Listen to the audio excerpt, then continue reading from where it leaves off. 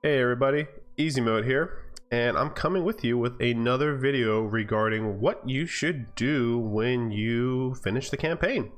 I got a question asked in the creator chat in Discord on Pagan Online. What should you do for endgame? What should you do after you finish campaign? What are you doing? Tell me how to farm legacies, how to farm gear. And I figured I might as well talk about these topics in this video to kind of give you an idea what the endgame looks like here in Pagan Online. So you can go through the entire campaign leveling with a character. I suggest you play with a couple characters through the campaign so you're able to get yourself to Legacy 6, because the campaign will go up to about Legacy 6 drops towards the end of it. And you know, once you finish campaign and you've done the entire campaign and you are the champion of this game, end game begins. And end game is composed of different things that you can target farm, different things you want to focus on when you're playing, and I'll go into them in detail on this video as the following. First thing that you're going to want to do is unlock your mission blocks. When you go to your battle gate here, you're going to go to your missions here, and you're going to have two mission blocks that are locked. You're going to have the Mastery Unleashed that is locked, and you're also going to have the End Times that are locked. To unlock them, all you would have to do is highlight over them, and it's going to tell you the requirements needed to unlock them. I believe a couple of these blocks will require you to do a hunt. They will require you to do a specific mode on a specific mission in one of these lesser blocks. So if you're trying to unlock Mastery Unleashed, you would have to run a couple missions here. I believe on the All Hero Falls category, you have to do them on hard to unlock them, and to unlock End Times you have to do missions in Mastery on the Mastery Unleashed block. Just hover over them and they'll tell you what missions that you need to do. They'll tell you the requirements, and you may need to also do assassinations to unlock some of these blocks. Assassinations are another form of getting items in this game. This is a way you can farm keys, and it's one of the ways that you can farm shards for your heroes' costumes. And what you'll see is most of your assassinations will be blocked, I would say right around here. The Evil is Rabid, and Corrupted Wind Nymph, as well as Power Overwhelming, Madness of the Shroud, No Rest of Monstrosity, and also the Gauntlet will be locked behind requirements for you to fulfill them. Again, these are one of the mechanics that you would have to hover over and see what you have to do to unlock, because ultimately what you're going to be farming in the end game is Legacy Rank 7 gear. Legacy Rank 7 gear falls in the End Time Mastery as well as the Gauntlet. They also drop here in Madness of the Shroud. Pretty much Madness of the Shroud down is Legacy 7. And you're able to get that gear once you go through the game through Mastery. Now, there are some videos out there talking about how to clear Mastery. I may make a video of that in the future regarding how to clear Mastery, but on this video here, we're going to be focusing on what you should be doing once you clear Mastery. If you can't clear Mastery, you pretty much want to focus on your gear, make sure that you're getting all the stats that you need, make sure that you're getting every piece of gear level 6, and go through the level very slow. I recommend to lower the level, re-roll the level to a lower level, so that way you're able to complete it without needing to do a very high level of it. However, once you do these mastery quests and you unlock the Madness of the Shroud and the Gauntlet, as well as the End Times, that's when the fun begins.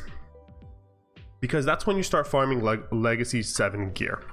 You'll see on my character, I have a bunch of Legacy 7 gear. This is the type of gear that you'll be getting, and that's where you'll be trying to farm new, stronger items for all your heroes. You're also able to do the Gauntlet, which is a large survival. It's a 6-minute survival where once you kill everything in the Gauntlet, you're able to get a loot explosion at the end, and this is also going to provide you level 7 gear. I recommend not doing the Gauntlet at first. I highly recommend going through the End Times. And now we're going to go into what you can be doing while you're getting this level 7 gear. So while you're farming for that level 7 gear, you have a lot of options that you can do. The first thing you can do is farm Shroud Cages. Now, Shroud Cages were introduced in BFP2, where the Shroud Cage will appear in a random patrol, expedition, or assassination, and it will be a cage that requires a Fog Fiend to unlock. How do you get a Fog Fiend, you say? Well, you get them through assassinations. So when you kill a boss in an assassination, it will drop a Fog Fiend or two, and that's what you will use to unlock the Shroud Cages. So why are Shroud Cages so important? Well, if you are leveling in the end times, and let's say you have Entinevely here, and we get this to whatever level you feel comfortable in. I usually go for 49, 48, so I can get specific necklaces and rings to drop. Then it has a chance to spawn a Shroud Cage. And when you spawn that Shroud Cage, you put the Fog Fiend inside, a boss comes out of it, you fight the boss, you kill the boss, and it drops a recipe. It has a chance to be a recipe that is epic or legendary. You'll see here I have two legendary recipes here. I was firing some Shroud Cages yesterday when it came to Hector, who I'm trying to level up and get gear for. This is a great way to target farm legendaries. If you don't feel like you're strong enough, Shroud Cages is a perfect way to go try to get yourself gear upgrades. Another way to get legendary blueprints is to do the Gauntlet on Mastery. Now this is when you have gear. This is more of when you're geared up, you have a few legendaries like how my character does, and you head to the Gauntlet, you go down here, go to Assassinations, you go down here, you click Gauntlet, and then you can click this little treasure chest icon. You'll notice when you go down to normal difficulty, you get your normal loot. Art difficulty has a chance to drop an epic recipe, and master difficulty has a chance to drop a legendary recipe. And this is another way for you to target farm legendaries, because there is a very high chance to get a legendary from Gauntlet. I thought it was 100%, and then I did 5 in a row that didn't drop any. So it's like 80%, or at least 3/4, 75%, that it has a chance to drop a legendary recipe. So that is another thing you can do towards endgame when you're trying to craft your gear, because crafting is the endgame here in Pagan Online. And Shroud Cage farming, as well as Gauntlet farming, can get you those legendaries that you'll need. So as I did mention to you that crafting is the endgame of Pagan Online. So what are you going to be crafting these on? Well, in BFP2, again, Pagan Online team introduced a mechanic called School of Magic. You'll notice that my Anya has wings on her. She is currently wearing an 8-piece of the Heritage of Darkness. So you'll notice on any piece of gear has the thing called Origin Bonus. It'll tell you what type of gear it is. You have up to 5 that you can select from. I'll go into my inventory stash and show you what they'll be. You have the Heritage of Darkness that you can collect. You have the Bath of Dragonflame. You have the Battle Remnant of Craw. You then have the Titan Forge. And finally, but not least, you have the Gift of Siraj. Titan Forge and Gift of Siraj are the ones that a lot of players are focusing on, because each one of these will give you a bonus to your character when it comes to wearing an 8-piece. You'll notice my Heritage of Darkness is giving me 15% bonus. Heritage of Darkness, Dragonflame, and Craw all give 15% bonuses to your character. Titan Forge and Gift of Siraj, however, give you a 25% bonus. They're a little bit rarer than the other ones, so you'll notice my gifts, my Heritage of Darkness, I have 2 pages worth of gear, and same with my Dragonflame, I'm almost there. Not so much Battlement of Craw. I've not been really collecting them that much. And same with Titan Forge. They're a little bit more rare. But that's what you'll be doing to craft your legendary weapons. Because legendary weapons do not, specifically the ones that you craft, do not come with that spell magic unless you give them a base that has a spell magic. A lot of you may see me on my stream highlighting over white items, quickly going over them like a crazy madman, looking at what I need to look at. And what I'm trying to do is I'm trying to hover over the item.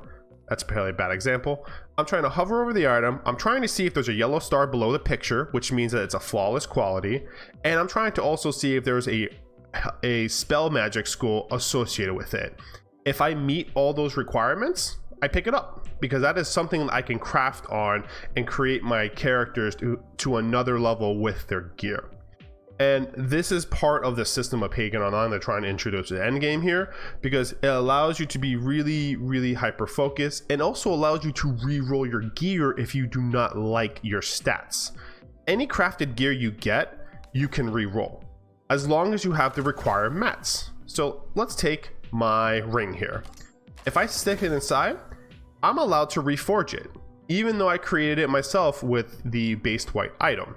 So this is really the end game here, is collecting these materials, because you need to collect the materials that you need to re-roll these items till you get to the appropriate slotted item that you want, and then you get to keep it and you get to move on to the next piece. I have a lot of items, although I have all these legendaries here, I have a lot of rerolls I have to go through. I have 2 pieces of gear sitting in my stash that I'm constantly rerolling because I want specific stats on them. And you will be spending a tremendous amount of time farming specific areas or materials, farming shroud cages to get new legendary drops, and all of it sort of ties together what you'll be doing in endgame. Another aspect of endgame are these things called wisdom idols. At first, your hero only has 29 abilities. However, you're able to gain 10 more abilities going through to target farm wisdom idols.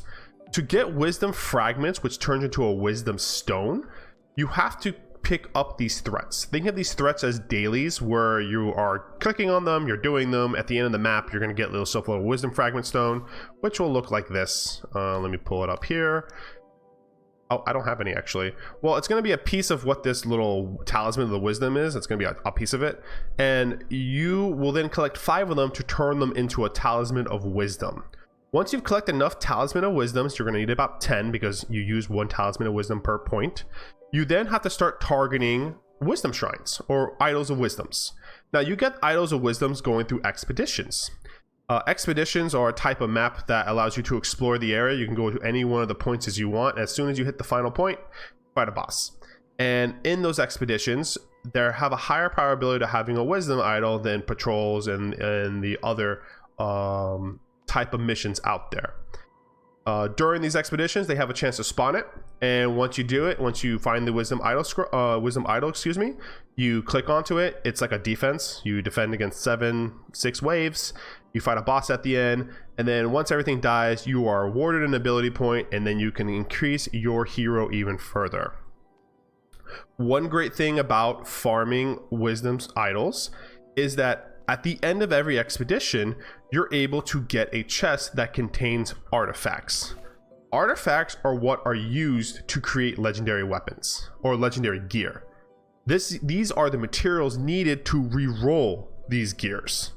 So if you notice, when I did click on my ring, when I was showing you crafting, it required legendary recipes. Well, if I put my weapon in, it has different requirements to put into the craft bench. So you'll see here, my weapon requires different requirements. It requires an artifact, the King's Scepter, and also the materials that I have here. So each piece of unique gear we have here requires specifics when it comes to what they have. You'll see them on the blueprints. You get to understand when you read what you need. It's going to tell you the weapon, the items you'll need, etc., etc. But farming wisdom idols on top of farming the expeditions for the artifacts is another way for you to utilize farming on the end game, so you can get yourself ultimately what should be a full legendary kit of a school of magic for that hero. Once you do that, you go to the next, and that is endgame right now in Pagan Online. Hopefully they'll be introducing more things soon. That is what I'm doing with my kind of my partner in crime here, Oz. We're farming together. We're trying to collect a bunch of items so we can get our characters up, as well as level our other characters.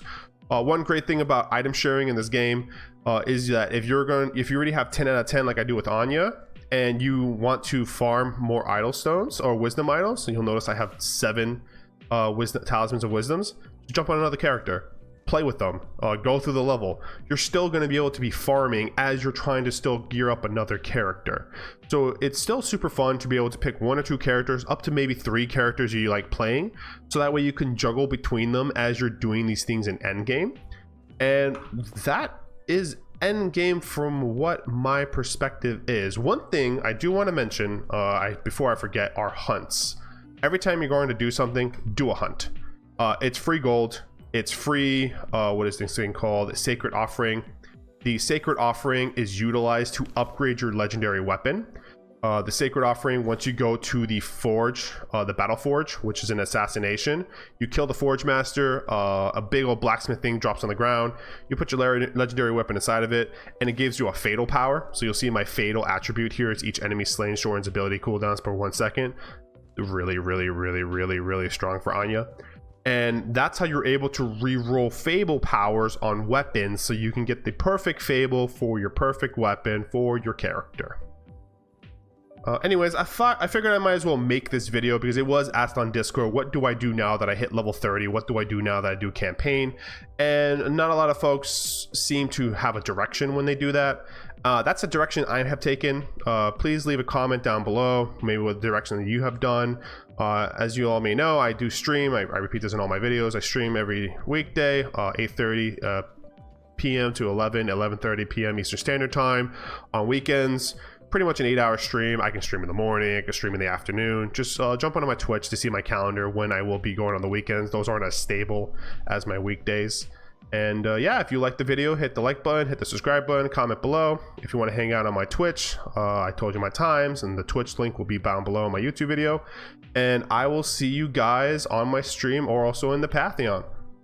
Take care now. Bye.